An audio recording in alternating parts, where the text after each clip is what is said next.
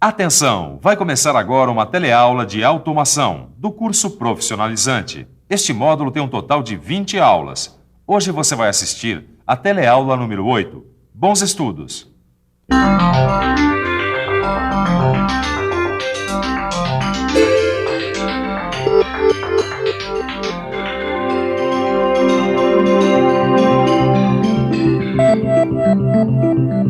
A eletricidade é muito importante para a automação. Os motores elétricos, os sensores, as bombas hidráulicas e os compressores pneumáticos precisam dela para funcionar. Se a gente pensar nesse nosso século XX, vai ver que muita coisa foi feita com a eletricidade. Foi com a eletricidade também que apareceu a eletrônica. E esse é o assunto da teleaula de hoje. Nós vamos aprender que o transistor quase sempre é feito de silício. Também vamos ver que ele é constituído por camadas com cargas positivas P e negativas N. Vamos conhecer alguns outros componentes eletrônicos: o resistor, o capacitor, o indutor e o diodo. E por último, vamos ver como um circuito de controle transistorizado é construído. Muitos aparelhos foram construídos com a eletrônica. É só a gente olhar em volta para perceber. Aqui na televisão, então, quase tudo tem eletrônica. Mas não é só na televisão, não. E é isso que a gente vai ver hoje.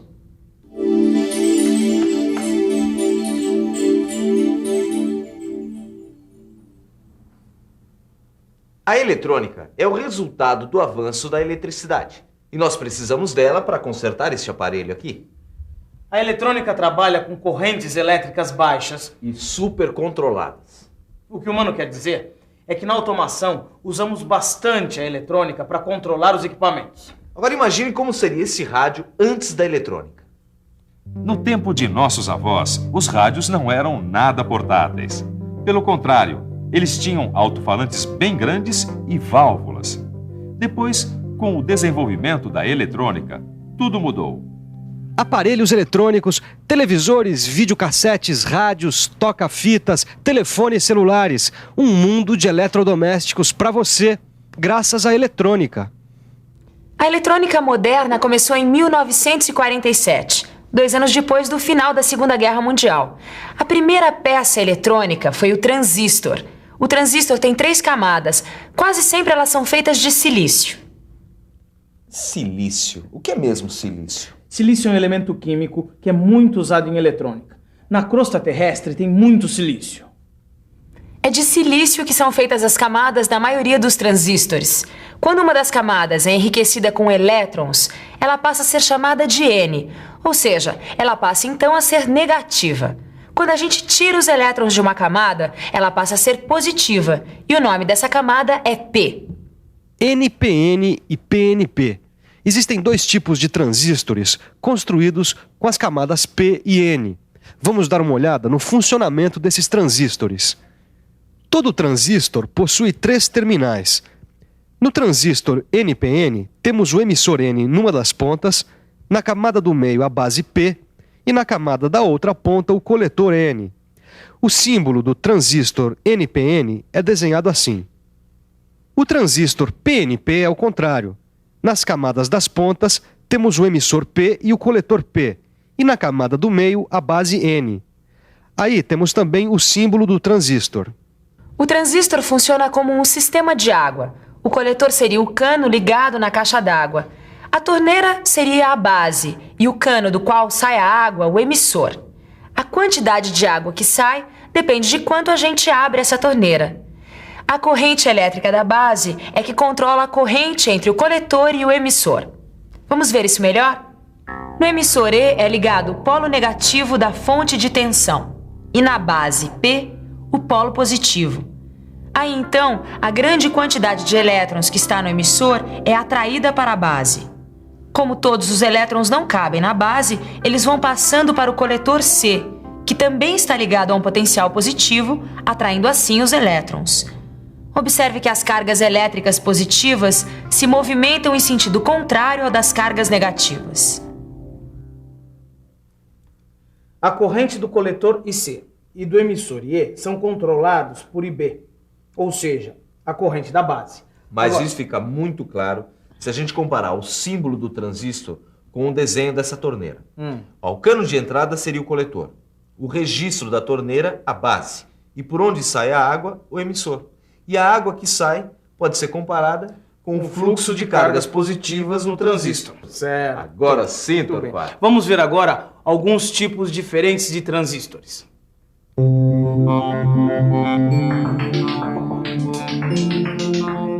Existem vários tipos de transistores, e com a utilização deles foi possível fazer muitos aparelhos eletrônicos diferentes. O transistor está em todas. Ele é uma peça muito importante da eletrônica. Realmente, esse nosso amigo transistor é muito importante. Tem um monte deles aqui dentro. E aqui nós temos um resistor. Vamos ver como ele funciona. O resistor tem 2 terminais.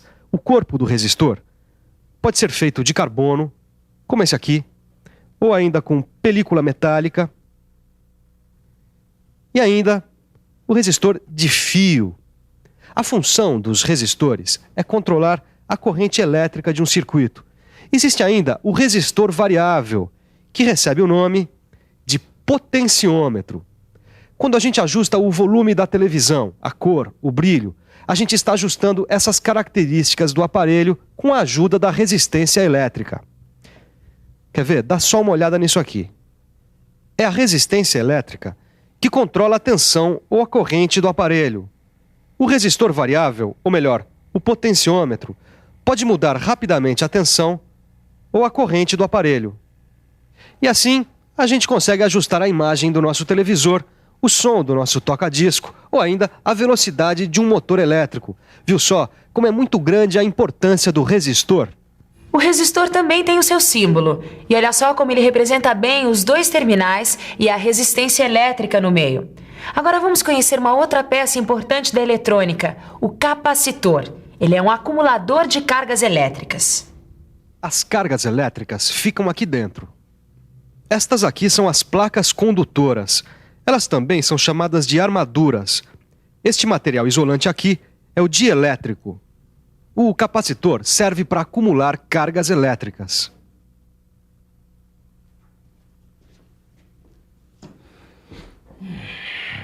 Cargas elétricas acumuladas, controladas e transistorizadas.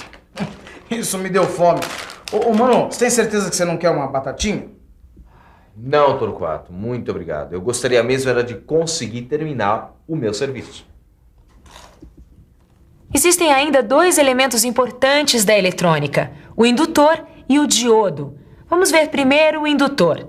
Ele tem a finalidade de criar oposição à variação de correntes elétricas no circuito. O indutor é uma bobina ao redor da qual são enrolados os fios condutores.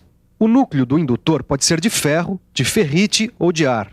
Através do magnetismo criado dentro do núcleo, conseguimos regular as variações de corrente elétrica num circuito através do indutor. O indutor pode ser desenhado com esse símbolo que você está vendo. O último elemento que a gente vai ver é o diodo. O diodo funciona como uma chave que abre e fecha, controlando a passagem da corrente elétrica, ou seja, dos elétrons em movimento. O diodo é construído com 2 camadas P e N. Quase sempre o diodo é feito de silício.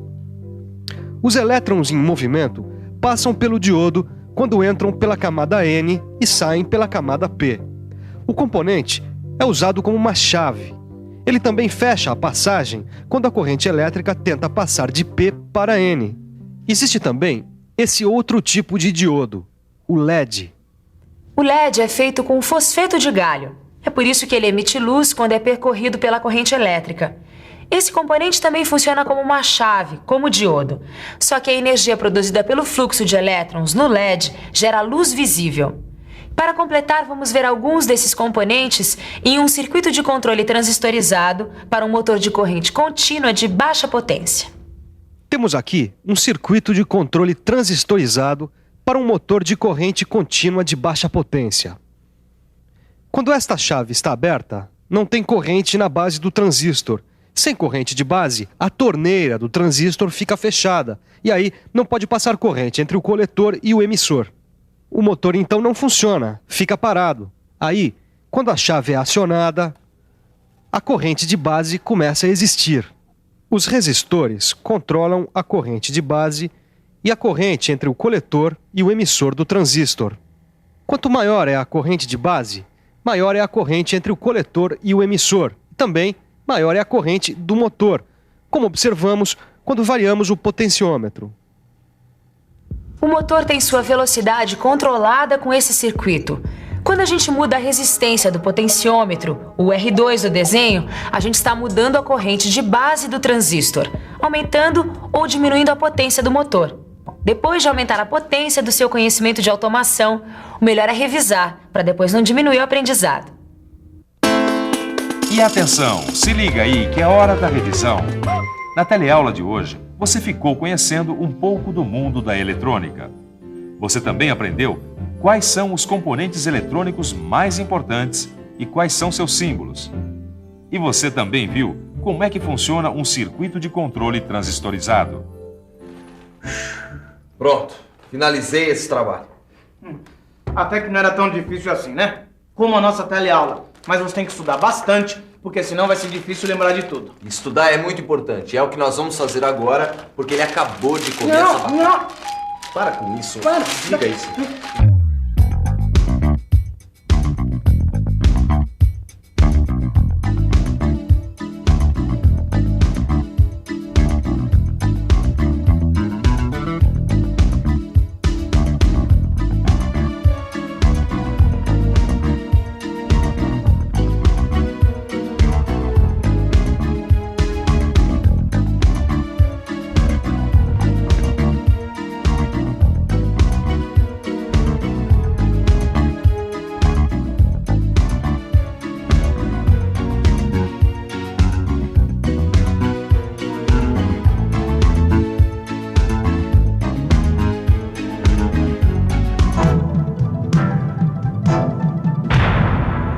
Telecurso 2000, um programa de educação do Sistema Fiesp e da Fundação Roberto Marinho.